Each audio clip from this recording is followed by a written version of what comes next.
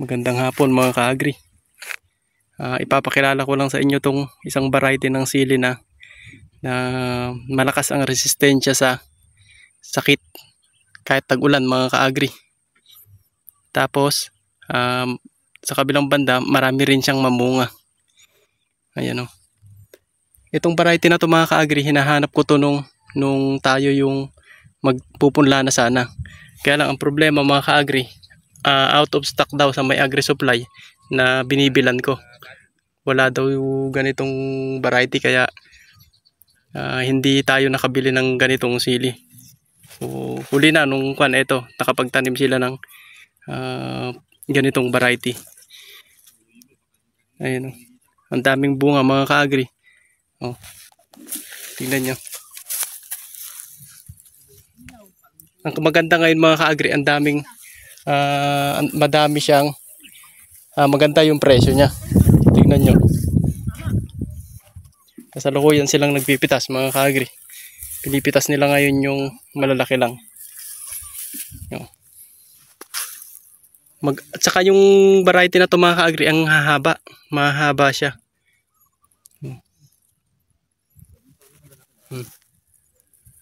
Sobrang dami niyang mamunga.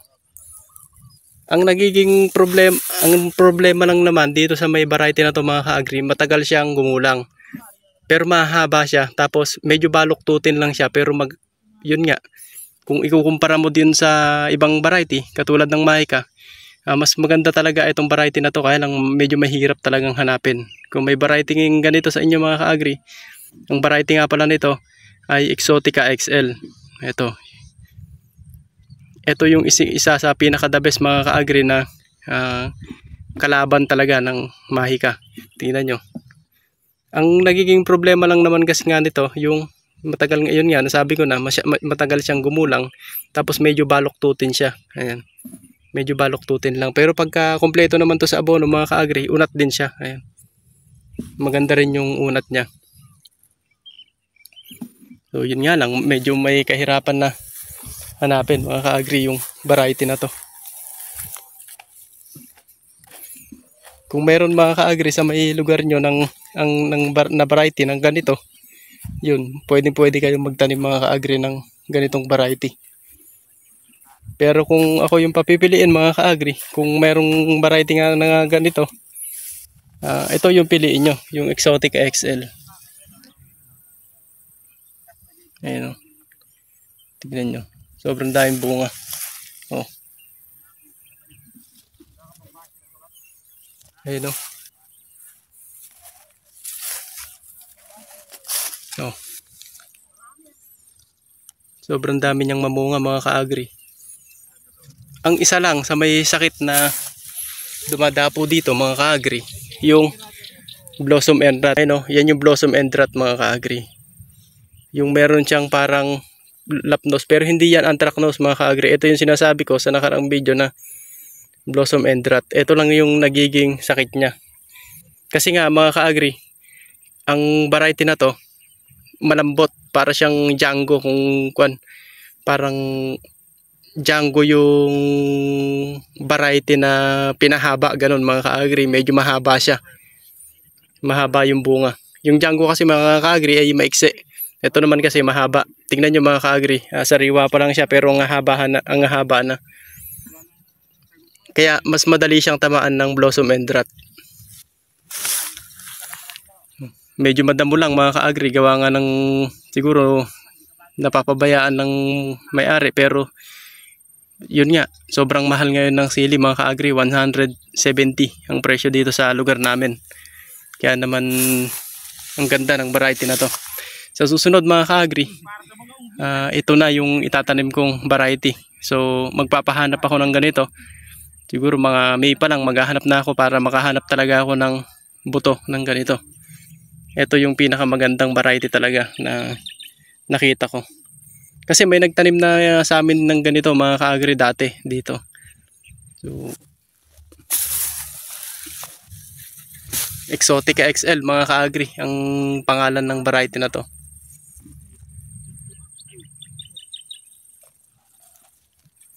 Saka ang dami niyang bulaklak mga ka-agri oh. Ayan. Kung makikita nyo, sobrang dami. Tapos ang karakteristik niya, medyo mahaba yung ganito niya, yung ganito, yung stalk niya. Medyo mahaba siya. Kaya naman kung titingnan nyo, parang mas maliliit yung dahon kaysa sa ibang variety. Pero ang kagandahan nga rito, kuwan siya, yung hindi siya masyadong prone sa sakit. Yung mga brown spot na yan, mga kuwan, wala, hindi siya masyadong prone sa ganun. Saka kahit na may kulot siya, ito, meron siyang mites. Ayan, meron siyang mites na ganyan, trip and mites. Pero tingnan nyo, namumunga pa rin siya kahit may trip and mites siya. Parang kuwan din siya mga ka-agri, para siyang mahika. Ang mahika talaga, namumunga siya kahit kulot. Yun nga lang, pagka may sakit siya na katulad nito, ito, yung mga nagdidilaw-dilaw na dahon na ganyan, yung mahika hindi kasi namumunga, nalalaglag din, sumasabay din sa pagkahulog yung bulaklak. Pero itong variety na to, hindi siya masyadong prone. Meron lang pa ilan-ilan na ganito, naninilaw yung dahon, pero hindi siya masyadong naggaganitong sakit. Ito lang, medyo nangungulot-ngulot lang, pero tingnan nyo, hindi naman masyadong kulot.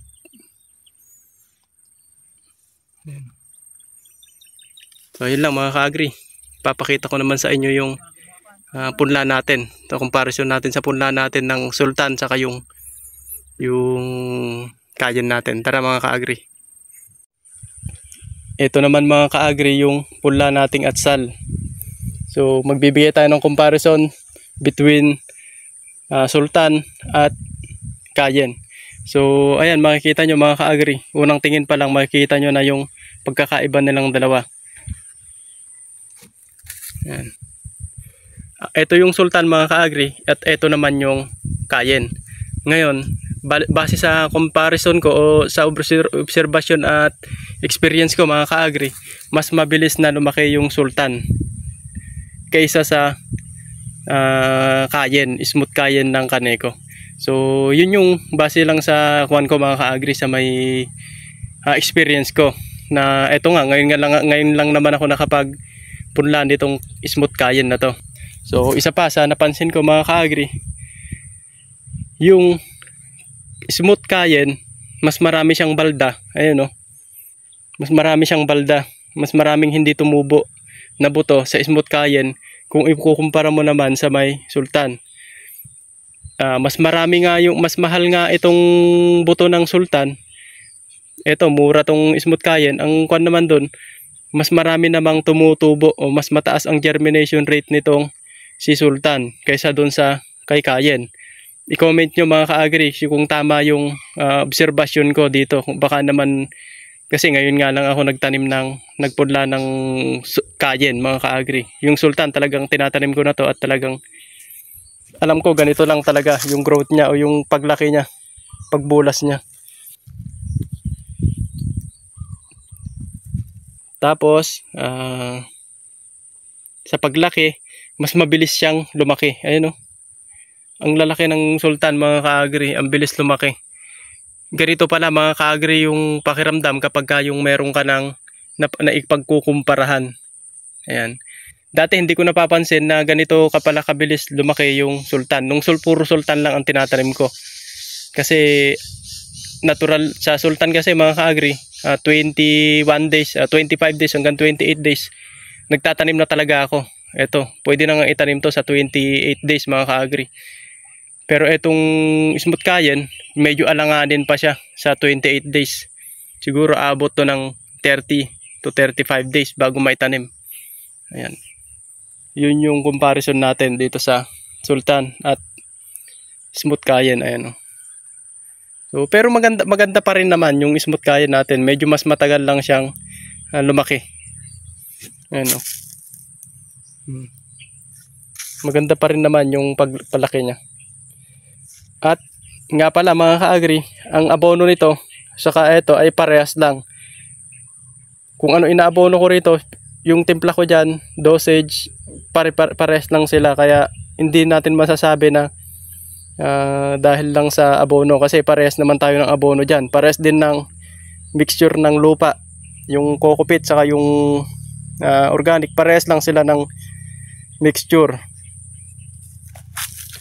Kaya hindi natin masasabi mga ka-agri na may mali o merong pagkakaiba sila sa ginamit nating pagpapatubo.